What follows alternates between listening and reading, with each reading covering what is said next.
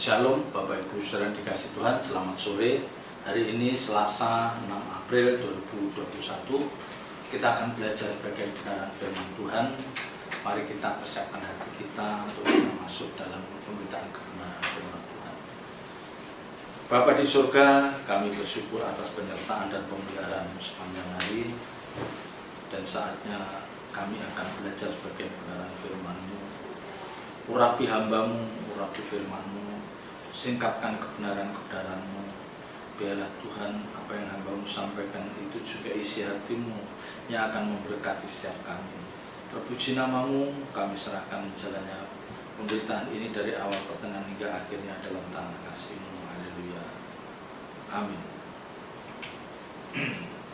Bapak Ibu Saudaranya dikasih Tuhan, orang yang memasang atau memiliki target atau suatu kerinduan yang besar, mereka tentu akan mengevaluasi, ya, mereka akan mengevaluasi, mereka akan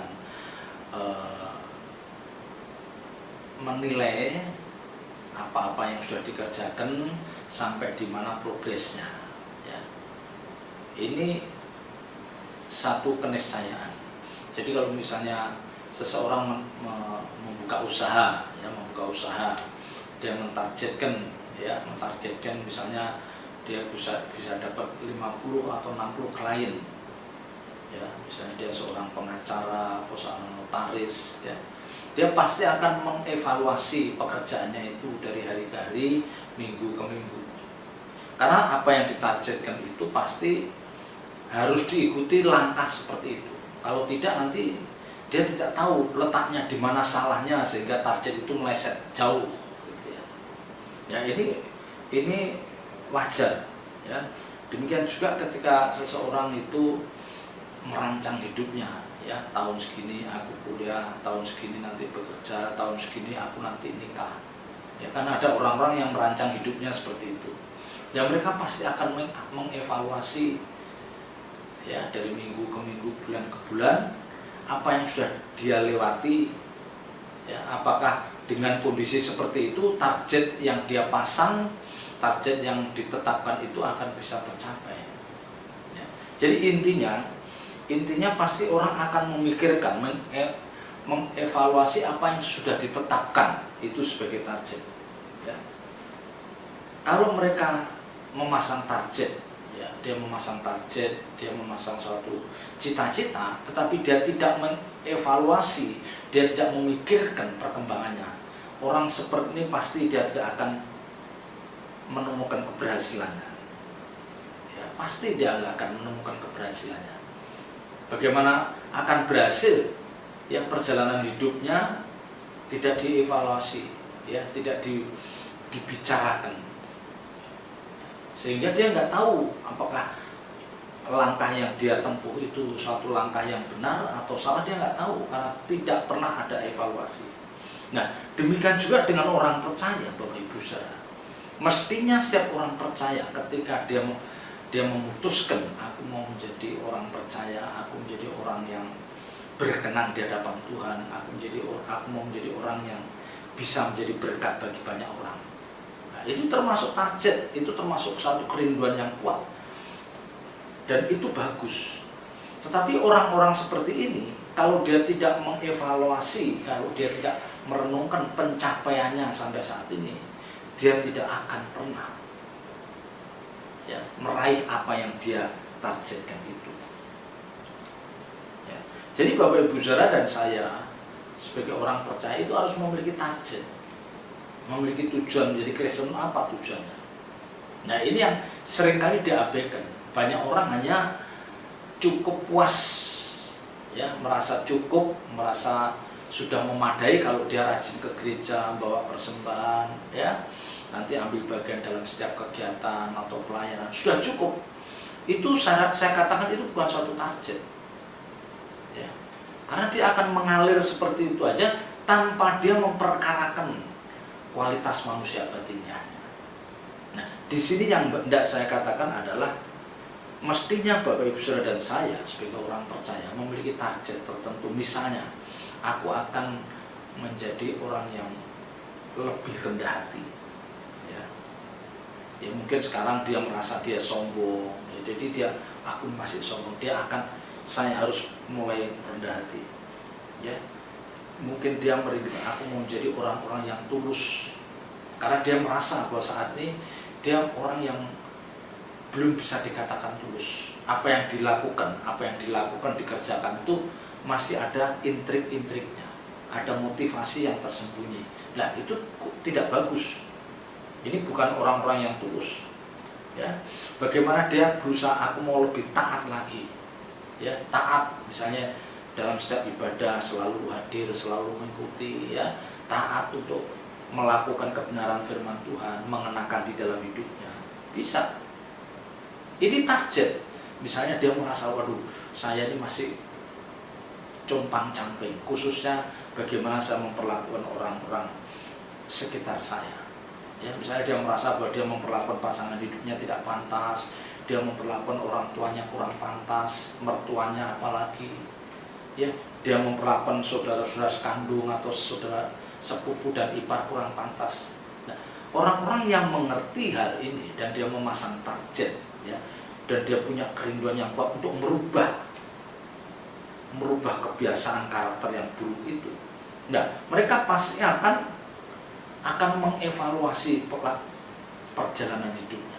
Setiap malam pasti merenungkan, dibawa dalam doa. Hari ini aku melakukan kesalahan apa?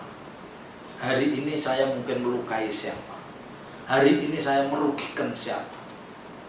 Ya, nah itu pasti. Ya seperti di depan saya katakan, kalau kita memasang satu target, memasang suatu tujuan yang besar, tapi kita tidak pernah mengevaluasi, tidak pernah memikirkan cara pencapaian itu, ya sampai tua kita nggak akan pernah meraih hal itu. Ya ini juga yang kenyataannya kita lihat, banyak orang percaya yang secara umur duniawi dia sudah makin tua, ya makin tua, tapi dia tetap rajin ke gereja. Tapi kita lihat tidak ada kemajuan, tidak ada perkembangan yang signifikan dalam perilakunya. 5-10 tahun, 15 tahun yang lalu mulutnya masih kasar, sekarang tetap kasar. Ya. Dulu masih tidak jujur, sekarang masih tidak jujur. Ya. Dulu egonya kuat, sampai sekarang egonya masih kuat. Nah ini yang saya katakan, orang tidak ada target, tidak ada yang dirindukan dari perjalanan hidup kekristenan, tidak ada.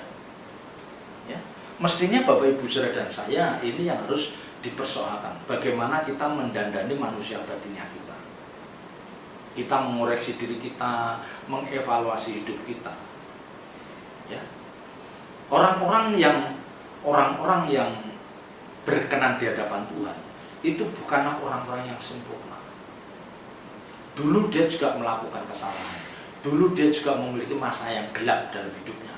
Tetapi karena dia merasa bahwa dia salah, ya, dia kurang tepat. Nah, orang-orang seperti ini yang terus akan menggerakkan dirinya untuk memperbaiki perilakunya, memperbaiki karakternya. Akhirnya dia bisa menjadi orang-orang yang berkenan. Seperti yang dikatakan di dalam kisah Rasul 13 ayat 2. Ya. Yang dikatakan tentang Daud, Allah telah menyatakan, aku telah mendapat Daud bin Isai, seorang yang berkenan di hatiku dan yang melakukan segala kehendakku. Nah ini pernyataan yang keluar dari mulut Allah, dan ini pasti benar. Tidak mungkin Allah basa-basi soal begini, nggak mungkin. Ya, jadi Allah mengakui bahwa Daud ini memang orang yang berkenan karena dia selalu melakukan kehendakku, ya, melakukan segala kehendakku. Tapi kalau kita melihat masa lalu Daud, apakah dia mulus? Tidak juga. Dia pernah melakukan satu aib, tindakan yang tercela, ya, tindakan yang tercela, mengambil istri orang dengan cara yang tidak pantas. Ya. Akhirnya dia menuai apa yang dia tabur. Dia menuai dari perbuatan salah. Tapi yang menjadi kelebihan Daud ini adalah apa? Dalam segala kelemahan dan kekurangannya, Daud itu selalu membangkitkan jiwanya itu, hatinya itu untuk mengasihi Tuhan. Nah, ini lebihnya Daud. Ya. Daud bukan nggak tahu kalau dia salah. Dia tahu, tetapi bagaimana dia tetap ada di hadirat Tuhan. Ketika dia melakukan kesalahan, dia mohon ampun. Wah, dia sampai berpuasa, ya, dia pasang kain kafan. Dia benar-benar merendahkan diri, merendahkan hati di hadapan Tuhan. Dia menunjukkan pertobatan yang benar, ya, dan akhirnya Tuhan pulihkan. Ya. Kalau Alkitab katakan bahwa Allah itu Allah katakan bahwa Daud ini seorang yang berkenan di hatiku karena dia selalu melakukan kehendakku. Ya, ini artinya apa? Artinya Allah ini bisa melupakan masa lalu Daud yang kelam itu. Karena Daud memang menunjukkan pertobatan yang benar. Pertobatan yang benar. Nah, kembali pada kehidupan Bapak Ibu Saudara dan saya. Kalau kita menjadi orang percaya dan kita memiliki gairah atau hasrat, ya, aku mau menjadi pribadi seperti Kristus. Aku mau mendandani manusia batinnya kami. Tapi dalam perjalanan kita, Bapak Ibu Saudara, mungkin melakukan satu kesalahan yang mungkin bisa dikatakan kurang tepat atau tercela, sedikit tercela. Ya. Jangan Bapak Ibu Saudara mengendorkan gairah atau hasrat untuk mengasihi Tuhan. Ya, untuk mengasihi Tuhan. Jangan. Ya, tentu kesalahan ini bukan kita rancang, bukan sesuatu yang kita rancang. Ya. Seringkali kita itu kan teledor, bagaimana kita tidak bisa mengendalikan diri kita sehingga kita melakukan sesuatu yang tidak pantas. Bisa itu terjadi. Tapi ingat, kalau kita menyadari hal ini dan kita mengadakan pertobatan yang benar-benar seperti yang dimau Tuhan, Tuhan akan memulihkan kita. Tuhan akan melupakan kesalahan kita. Ya, Dia bukan Allah yang kejam. Allah Bapa bukan sosok yang senang menghukum umatnya.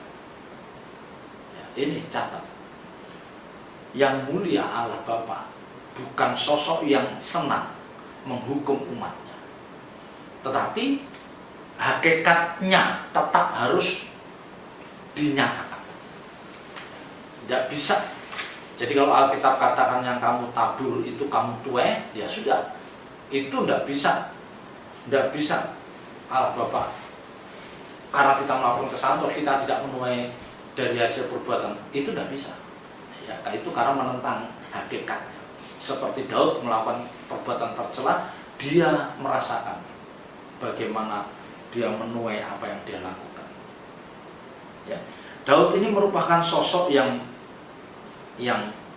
memiliki hati yang lembut, dan dia memiliki sosok yang memiliki kekuatan yang berlimpah untuk mengasihi Tuhan. Dan ini juga yang mestinya ada dalam hidup Bapak Ibu Saudara dan saya. Ya, dalam kelemahan, ya, dalam segala kekurangan kita, mari kita terus membangkitkan rasa mengasihi Dia dengan benar, mengasihi Allah Bapa itu dengan benar. Kalau kita lihat di dalam Mazmur Daud Mazmur pasal 139 ayat 1. Untuk pemimpin biduan Mazmur Daud, Tuhan engkau menyelidiki dan mengenal aku. Engkau mengetahui kalau aku duduk atau berdiri. Engkau mengerti pikiranku dari jauh. Engkau memeriksa aku kalau aku berjalan dan berbaring. Segala jalanku kau maklumi. Sebab sebelum lidahku mengeluarkan perkataan, sesungguhnya semuanya telah kau ketahui, ya Tuhan.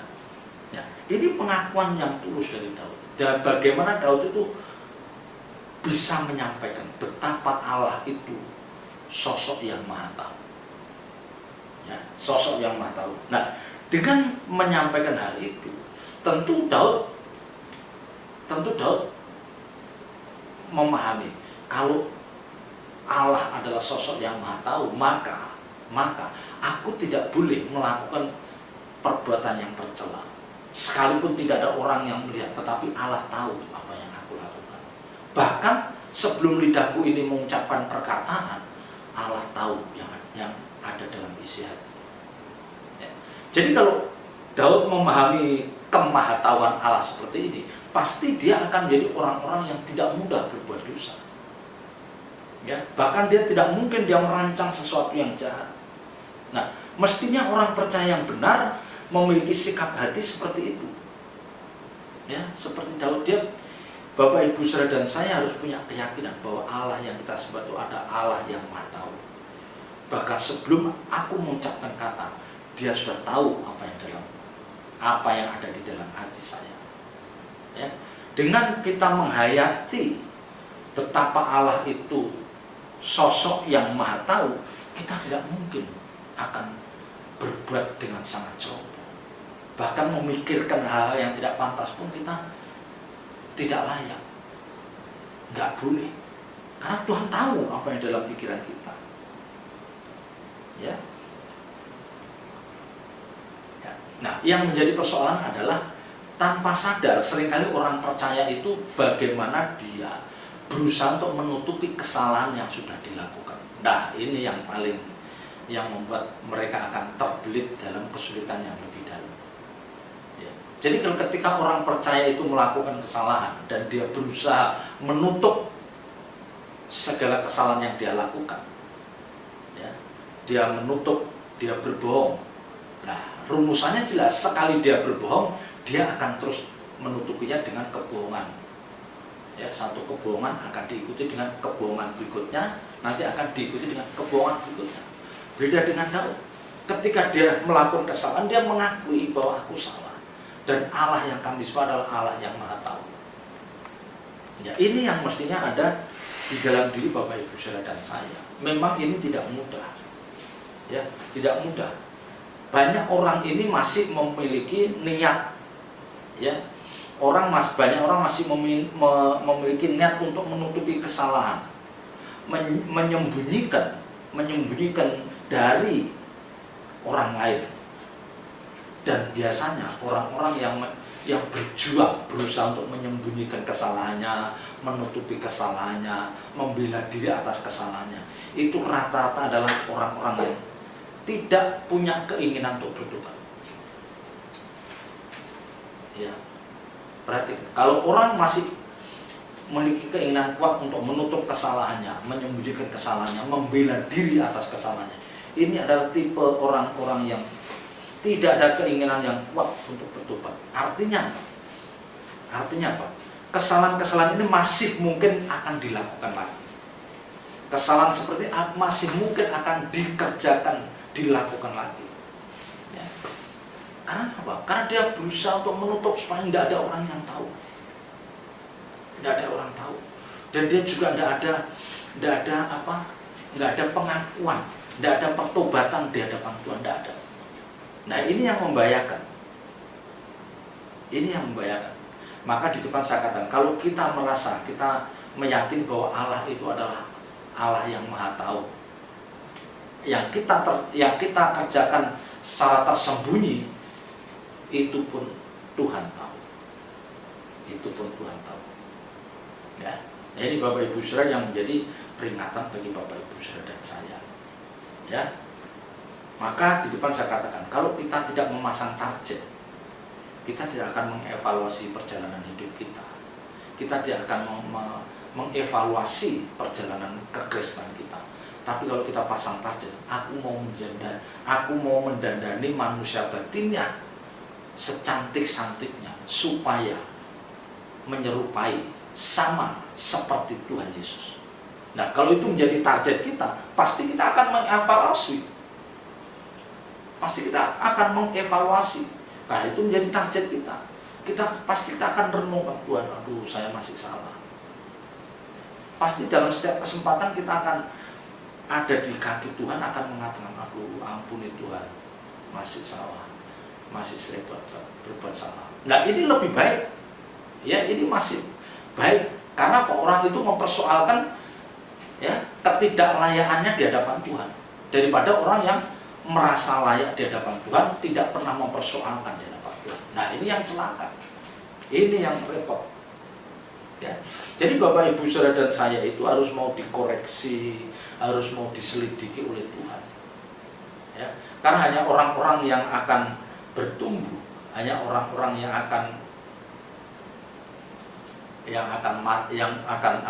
yang mau untuk masuk dalam perubahan karakternya, perubahan peragaan hidupnya adalah orang-orang yang mau dikoreksi, orang-orang yang mau diselidiki. Ya, kalau kita lihat di dalam ayat yang ke-23 dari Mazmur 139, ya, dikatakan, selidikilah aku ya Allah dan kenalah hatiku, ujilah dan kenalah pikiran-pikiranku, lihatlah apakah jalanku serong dan tuntunlah aku di jalan yang kekal. Nah, ini diucapkan dari mulut orang yang memang menginginkan perubahan dalam hidupnya secara nyata. Ya. Jadi kalau kita berani mengatakan, Tuhan selidiki hatiku, apakah jalanku serong, selidiki pikiranku, apakah banyak pikiran yang tidak pantas. Nah, kalau orang berani mengucapkan hal itu, pasti orang seperti ini ada niat, ada keinginan, ada kerinduan yang kuat untuk dia berubah. Orang sebenarnya mempersilahkan, membuka pintu hatinya untuk diselidiki, dikoreksi oleh Tuhan. Ya, ini yang mestinya dikerjakan semua orang percaya. Ya, di sini saya juga belum lulus. Ya, jadi mestinya masing-masing kita itu membuka hati kita secara lebar-lebar, biar Tuhan mengoreksi, biar Tuhan menyelidiki. Ya, karena sesungguhnya Bapak Ibu Saudara, sesungguhnya yang tahu diri kita seperti apa itu Tuhan. Jadi yang tahu rapot kita itu aslinya seperti apa itu Tuhan. Kita sendiri tidak akan tahu rapot kita kalau kita tidak ada intimasi dengan Tuhan. Kalau kita tidak ada membangun hubungan yang baik dengan Tuhan, kita tidak tahu kualitas diri kita, nggak tahu. Ya. Jangan anggap bahwa Bapak Ibu saya itu akan mengerti rapotnya sendiri, enggak. Saya tidak perlu. Ya. Kadang-kadang kan makanya Alkitab katakan selumbar di mata orang lain kita tahu, tapi balok di mata kita tidak tahu. Itu kan menunjukkan bahwa kita itu lebih tidak mengerti diri kita sendiri, dan kita lebih mau tahu keadaan orang lain, tapi nggak mau tahu tentang keadaan kita. Ya, maka saya juga merenungkan, kalau kita semakin melekat dengan Tuhan, membangun hubungan yang erat dengan Tuhan, semakin hari semakin dekat, dan kita memiliki kehausan, memiliki kehausan untuk berkomunikasi dengan Tuhan, maka justru disitulah kita mulai tahu potret kita yang sesungguhnya. Ya, justru kita akan tahu wajah manusia batinnya kita yang sesungguhnya seperti apa, kita akan tahu. Ya. Karena yang tahu wajah batinnya kita yang sesungguhnya itu Tuhan sendiri. Nah, kalau kita tidak membangun intimasi, Tuhan tidak akan memberitahu bahwa kamu itu masih seperti itu. Ya. Jadi jangan anggap kita akan tahu, yang tahu saya, yang tahu diri saya sendiri. Tidak. Kadang-kadang kita tidak jujur. Ya, kadang-kadang kita tidak jujur dan kita merasa bahwa kita dalam track yang benar. Padahal menurut Tuhan, kamu melenceng jauh. Kamu melenceng jauh. Nah, inilah yang membedakan kekristenan dengan di luar kekristenan. Kalau kekristenan selalu mengajarkan bagaimana orang percaya itu tidak boleh putus hubungan dengan Tuhan.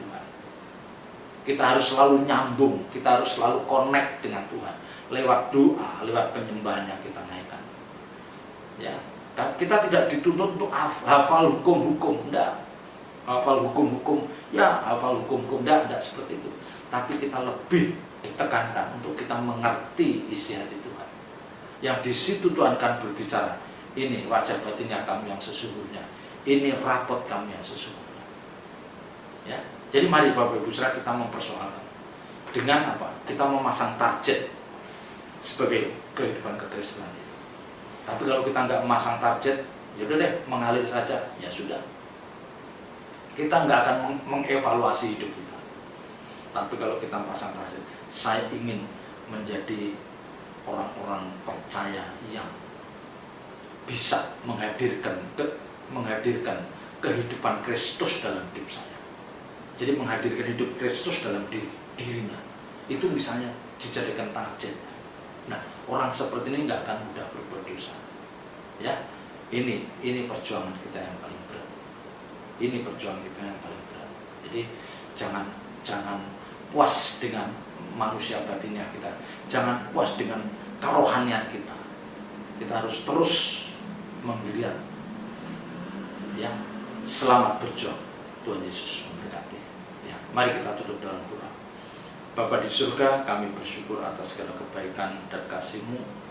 Bapa, biarlah kami memiliki target sebagai orang percaya, kerinduan yang benar, kerinduan yang kudus, bagaimana kami bisa menjadi serupa dengan Engkau, Tuhan. Terima kasih. Roh Kudus mampukan kami. Meteraikan firman dalam setiap hati kami dan ajar kami melakukannya. Dalam nama Tuhan Yesus Kristus kami berdoa dan bersyukur. Haleluya. Amin.